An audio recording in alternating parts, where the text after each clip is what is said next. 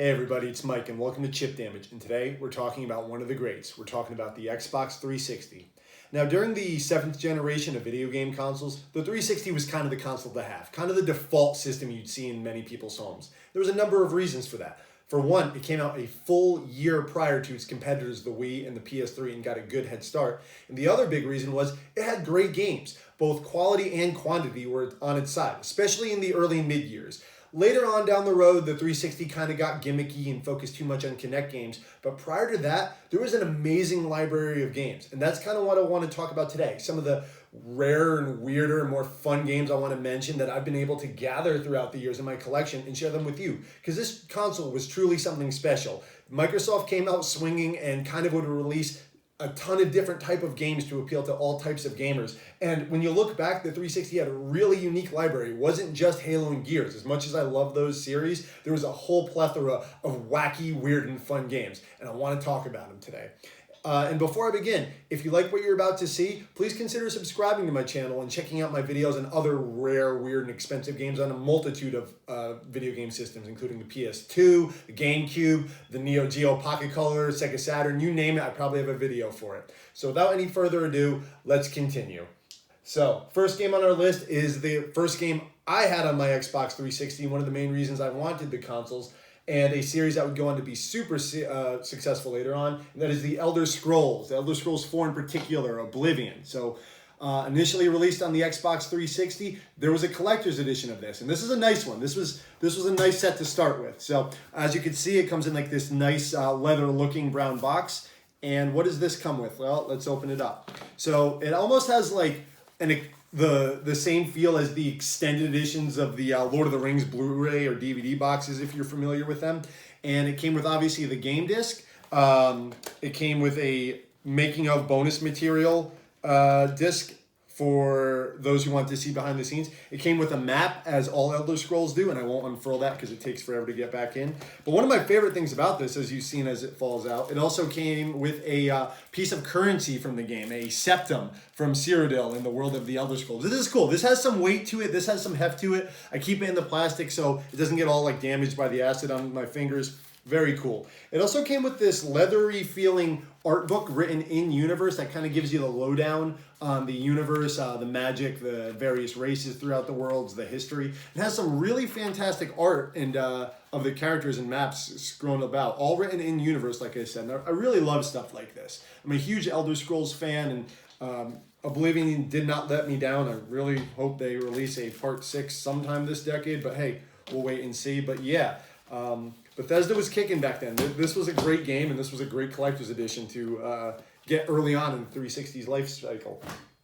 Sticking with Bethesda is probably a game that most 360 owners owned, as well as a multitude of others, and that is Fallout 3, the collector's edition. Yes, so Fallout 3, which came out in 2008, kind of sparked public interest in the Fallout universe. It did for me. I was not a player of Fallout 1 and 2 before this game. I went back and played them later, and despite their age, I still loved them. But this game holds a very special place in my heart. This was like an entire year of college right here spent playing this game. But enough about that. What came in the collector's edition?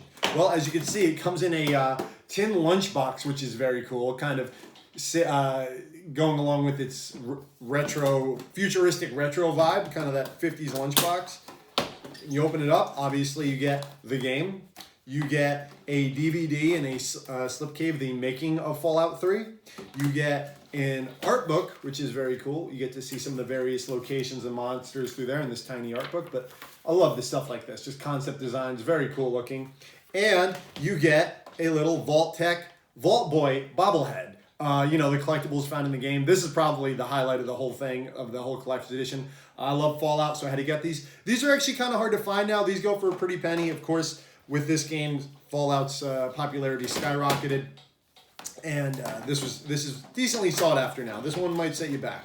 But if you're a big enough Fallout fan, you have a few extra bucks, I suggest it. It's a cool thing. A lunchbox, a Fallout lunchbox. Come on, bring that to work. See what your coworkers say. And sticking with Bethesda and Fallout, the next game is very near and dear to my heart. This was not well received by too many because it was considered too glitchy at launch, but I love this game, even on the 360. And that is Fallout New Vegas, yes. I love this game, like I just mentioned. On the 360, it was well known for being buggy. I didn't mind. I didn't have too many bugs and crashes. This is probably still my favorite Fallout game. This just had a great style and type of writing. I know the developer, Obsidian, would go on to make great games even up until this day. I'm looking forward to more games like this. But enough about that. What's in the collector's edition?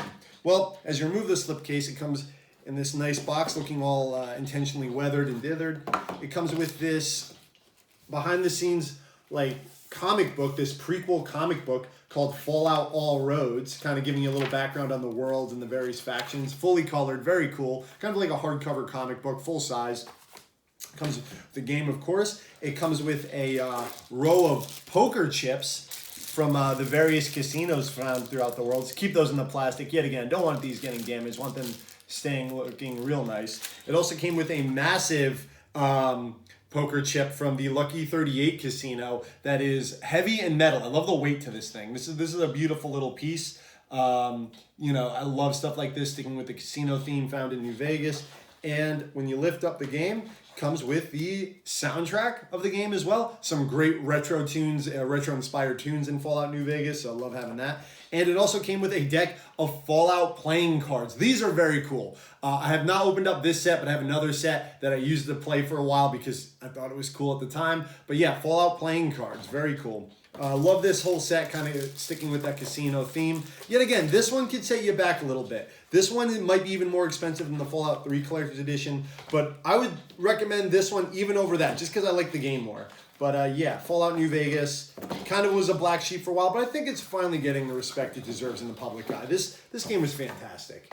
Just a little buggy here and there, but nothing as game-breaking as many say. At least not for me.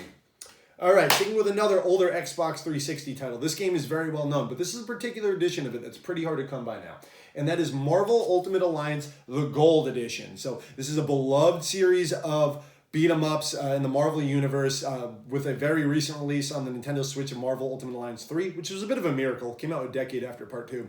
But there was a 360 edition. There was a normal edition, which is very easy to find, and then there is this very rare Gold Edition. What's the Gold Edition? Well, the Gold Edition included the DLC that was released later on the Xbox 360. It is on the disc DLC. It came with 8 bonus characters, and looking back in hindsight, I can't believe who these DLC characters were, that they weren't base characters. Let's see if I can remember them all. There was 4 heroes and 4 villains. The heroes were Hulk, Hawkeye, Cyclops, and Nightcrawler, and the villains were Doctor Doom, Magneto, Sabretooth, and Venom. Those are some of the most popular Marvel characters, and not just now, like of all time. Like those, like the Hulk, Magneto, Doctor Doom, Venom, like Cyclops is the leader of the X-Men. I know people kind of hate him, but he's popular. Like those were DLC only characters, and you can only get them on this disc now, unfortunately.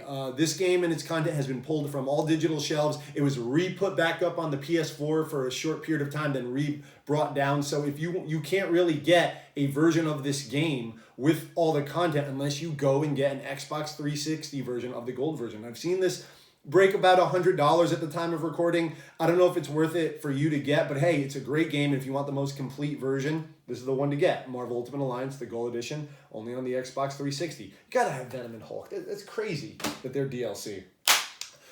So we're moving on to a franchise well associated with the Xbox 360, but maybe not this iteration, and that is Dead Rising 2 Zombrex Edition. Yes, so Dead Rising 1 is a early hit on the Xbox 360, and the sequel may not be as well received, but I liked it. My boy Chuck Green may not be able to live up to Frank West, but really, who can? So I enjoyed this game. And there were a few editions of this depending on what retailer you got it from. I got it from GameStop in North America, so I got this very period-appropriate Zombrex Edition, which is made to look like a box of prescription drugs. Yeah, so let's open this up because this is a weird one, and this may be this is even weirder in these sensitive times that we're living in. So right off the bat, the game comes in a steel case that's made to look like a weekly, daily medication, like prescription medication case, which is just bizarre, but it is cool. It's kind of sticking in line with like that tongue-in-cheek humor that Dead Rising has. It comes with a health and safety guide card on how to kill zombies and keep yourself safe by taking Zombrex and, shooting zombies in the head.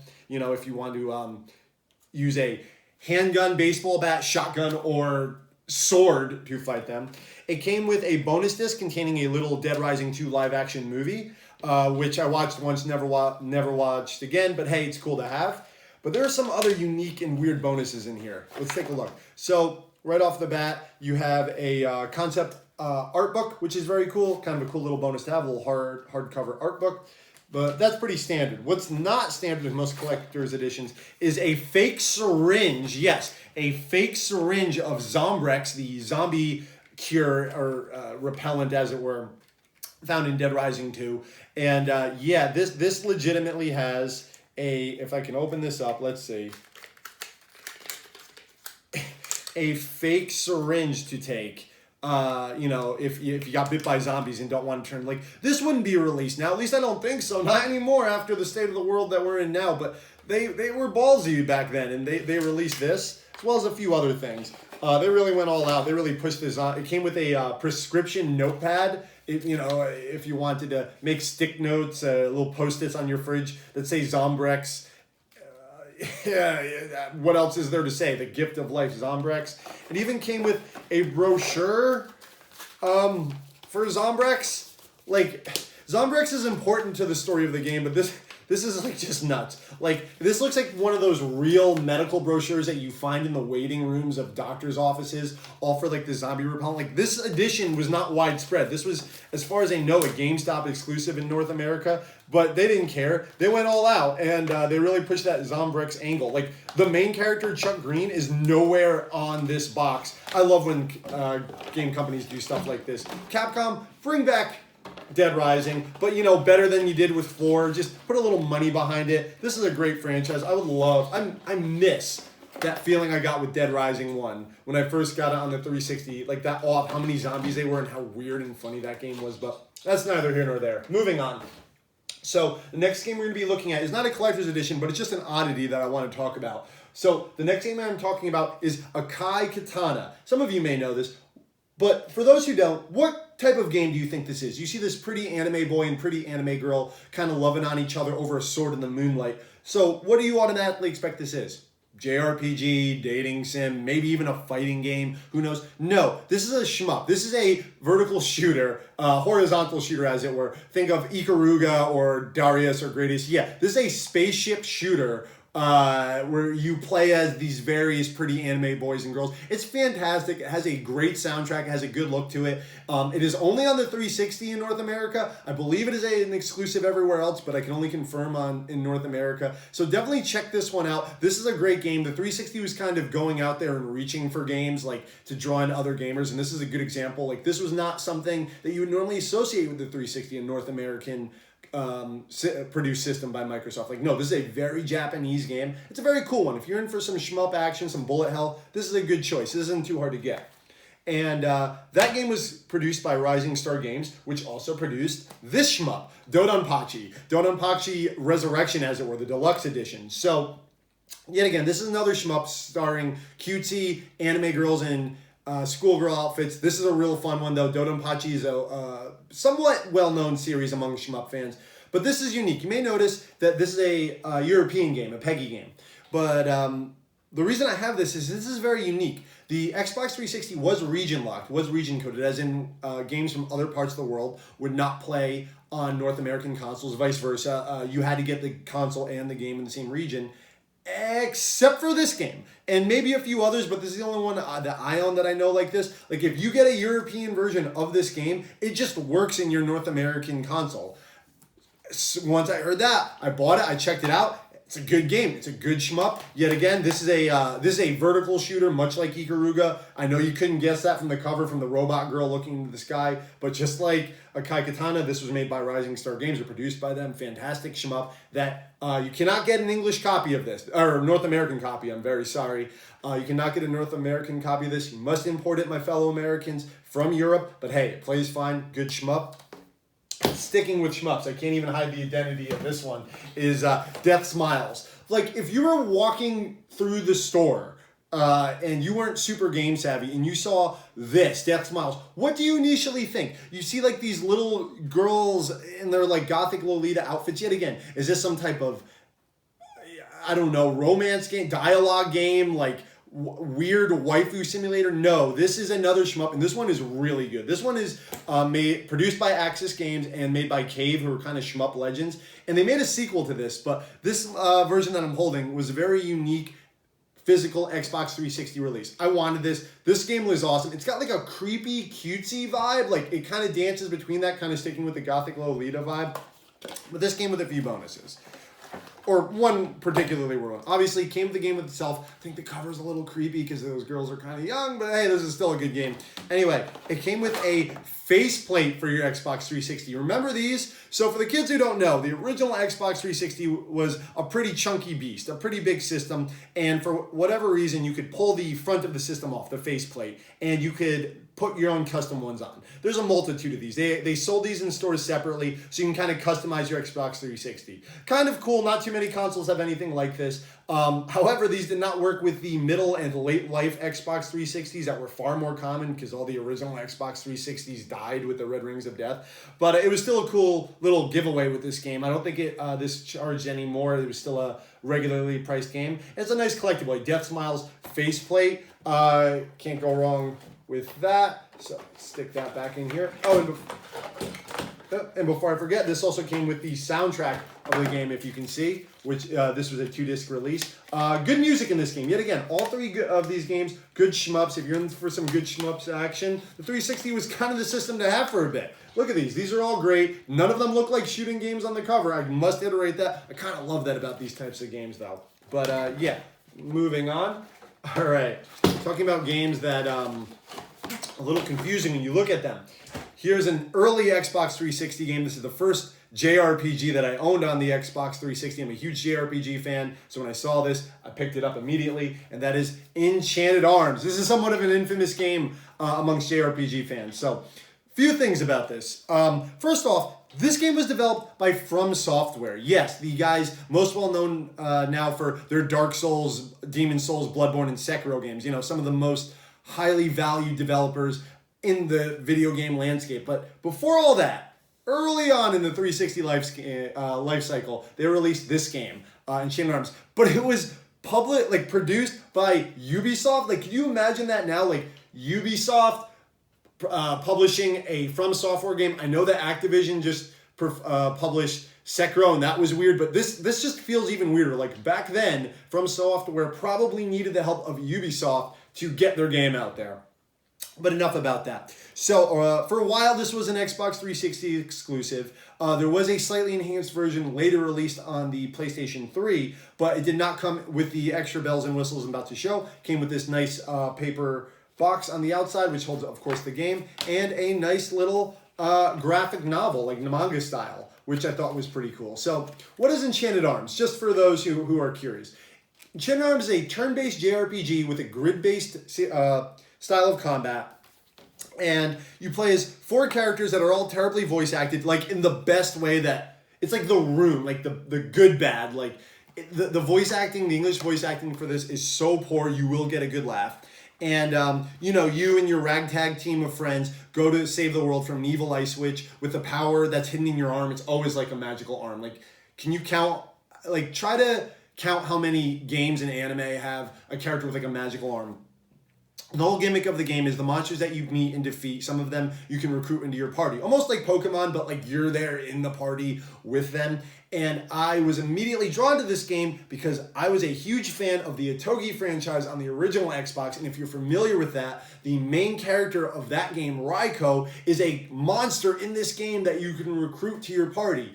As well as the Metal Wolf from Metal Wolf Chaos. For my Xbox fans out there, for the collectors out there, yes, you can have Raiko from Otogi and Michael Wilson, the President of the United States, in his battle mech, join you in battle in this fantasy JRPG. You got to dig around to find them. They're pretty hidden. But yes, that happened. That can happen in this game. You can get this on the 360 or the PS3. But if you want that nice bonus manga, you got to pick up the 360 version. And as a note, this was the first game I got all 1,000 achievements for on my 360. I remember that. Yes, I am an achievement hunter. I have no shame. So moving along to an infamous release that miraculously just got re-released a few years ago on the more modern consoles, and that is Catherine. Yeah, so this is a pretty well-known game, but it is nearly 10 years old now, so it might warrant going over again. So what is Catherine? Catherine is a puzzle game with dating sim elements that was made by Atlas in between Persona 4 and 5. The story is a little too wacky to go in now, but let's talk about this insane collector's edition. So as you can see, it comes in this big boy box. So what's in this big boy box? It comes in a pizza box from the Stray Sheep, the bar, the restaurant that the main characters frequent in the game. They get pizza from there, so it came with that pizza sticker label in the universe. So of course it comes with the game, and this is actually the first time I'll be taking some of these out of the packaging, but so it came with a Catherine shirt, the with the heart gauge, little big shirt, XL, but very cool. So that's the least weird thing you're gonna see. So it also came with a pillowcase, if you have absolutely no shame, of the titular or one of the titular Catherines, if you want to have that laying on your bedroom. It's actually pretty nice. I'm glad I kept that. I'm glad I kept that in the box, but I must say that's a nice piece of art. It came with an art book with some various pieces of history of the characters, as well as a soundtrack on kind of a soft back. Not a big fan of that. You got to be careful with that. Keep that one in the box because there's no like hard backing to the soundtrack. You don't want to snap that.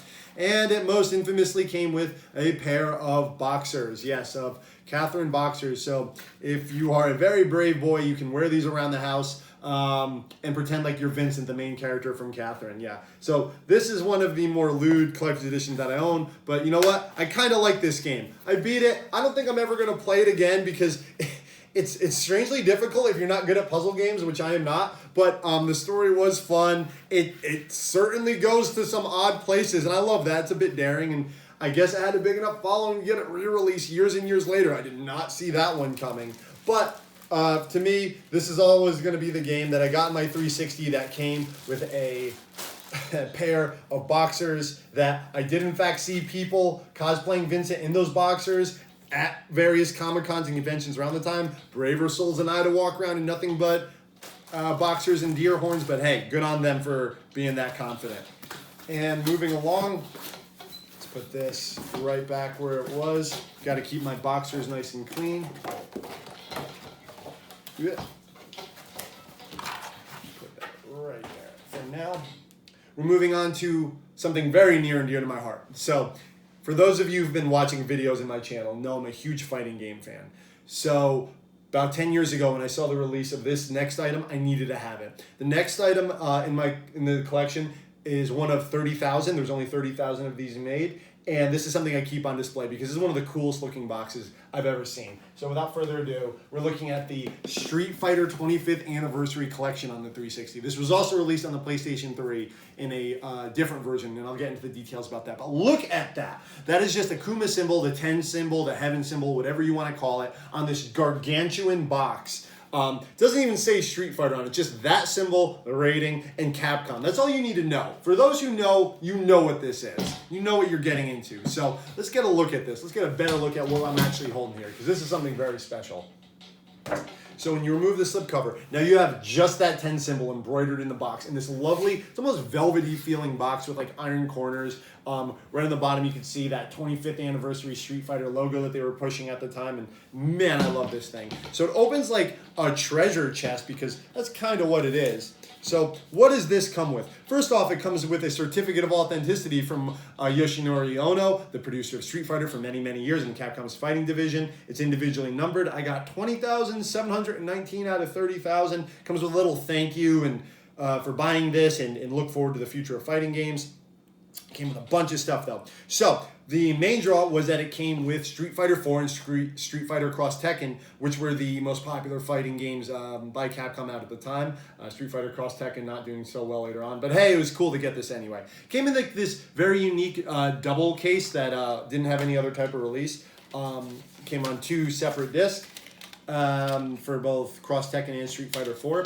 And it also came with a voucher for Street Fighter Third Strike and Super Street Fighter 2 HD Turbo Remix to download on the Xbox Live Arcade. I wish they were discs, but hey, it was cool to still get the download. I mean, hey, I already own those games, but I was able to give these download codes to a friend so they can get them. Came with some DLC for Super Street Fighter 4 as well as Street Fighter Cross Tekken all on that cartridge. So you were kind of getting 4 full games.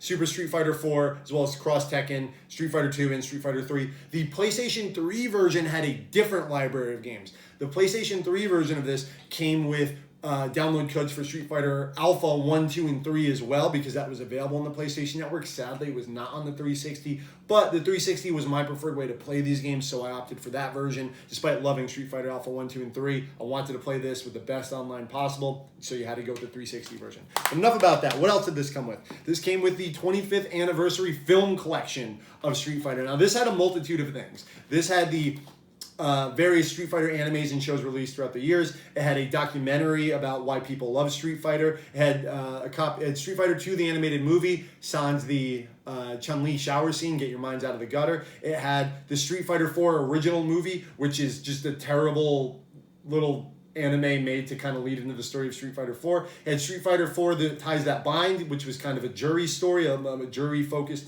anime movie. And it also came with Street Fighter, the animated series, like that USA cartoon that some of the old heads out there know, that ridiculous cartoon, all on the discs in here. So it was actually a pretty substantial set of Street Fighter movies that came with this.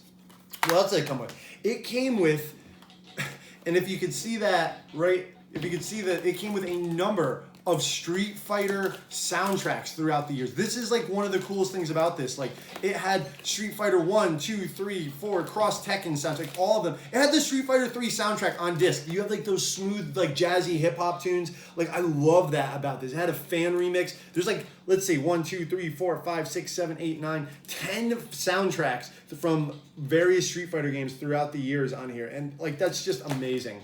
So this also had a secret compartment. So you remove the certificate. I actually don't like how this is boxed, because you kind of have to bend the certificate to get it.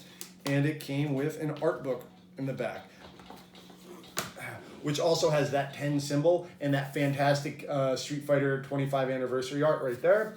And if you just, for as a quip, it had fan art throughout the years of this series, and some of this art is fantastic. This is something I look at quite a bit. I love Capcom art books. I love Capcom fan artworks. So this is something that is just near and dear to my heart and I love. And it also came, this thing is just like loaded with goodies that I almost forget about. Let's see if I can get this, because this is very, very deep in the treasure box here. Please forgive. It came with a Ryu belt, like Ryu's belt, like for his gi in Street Fighter 4. Love that, cool little bonus. Why not just have Ryu's belt? And speaking of Ryu, if you didn't see it earlier, it came with a little figure of the man himself. It comes with Ryu doing the Shoryuken. This does light up, but there's no way to replace those bulbs, so I don't light them up often. But yeah, it came with this very cool Ryu doing the Shoryuken. So yeah, this is the Street Fighter 25th Anniversary Collector's Edition box set. And this thing is just awesome. If you couldn't tell, I'm a huge Street Fighter fan. I already owned all the games in this set, but just because of the presentation, just because of the soundtracks, just because of the little extras, I wanted another one. I wanted this collection. And you could actually still get these. These are not too hard to find. So if you're a big enough Street Fighter fan and you just want to display all this cool stuff, have physical discs of all that amazing Street Fighter music, hunt this down. It's well worth it. It wasn't advertised super well. And you get a hell of a lot for this set, too. Just that soundtrack, those statues, Ryu's belt. Where else are you going to get Ryu's belt? And one more time, look at this box. Kuma's symbol, the 10, the heaven symbol. You have that on display. People are going to ask, hey, what's that? That looks cool. And those who know are going to pop out a fight stick or arcade stick and ask you to play. So, yeah. Street Fighter. I'm going to have to do a whole video on just why I love fighting games and Street Fighter in particular one day. If you want to know, if you want me to do that, please leave a comment below. But, yeah. Moving on to our last game of the night is a game near and dear to my heart that I will not hear any complaints about. I know some fans of the franchise I'm about to mention aren't too keen on this game, but I think this game is a gem. It's one of my favorite games from the 7th generation, and that is Metal Gear Rising for the Xbox 360, yes.